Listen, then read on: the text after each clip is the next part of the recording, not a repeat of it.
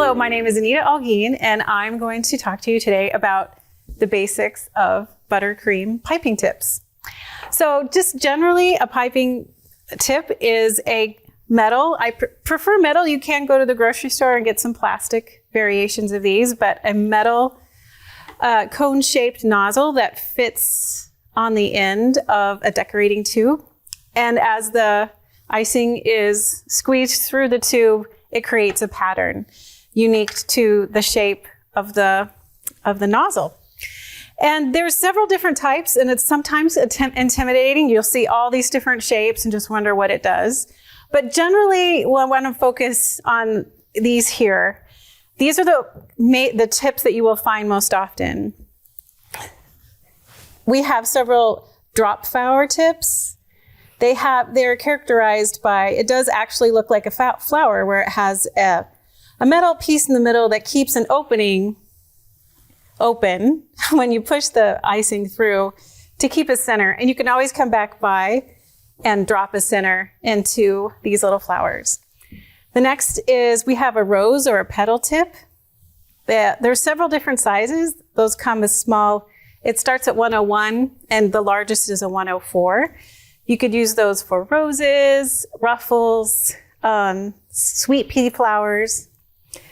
Another general star shape is a star tip, categorized by all these little pointy cones. And as the icing is pushed through, it creates rivets. You can use it for borders, of course, stars. It's really beautiful for different kind of scroll works and stuff. I use this one a lot. This one is just your general leaf shape tip here. There's two different kinds of leaf tips. There's another one that is, it's kind of got a triangle cut out of it. This is a leaf tip as well.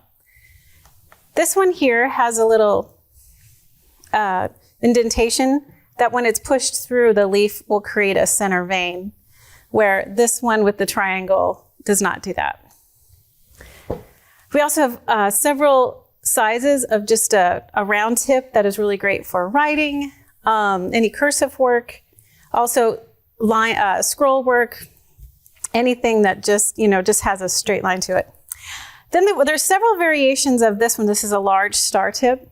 They're used for large borders. You can also use them for icings on top of cupcakes, which is probably the most general use for these large star tips. They come in several different sizes and a couple different designs, but they're all just kind of fun to play with.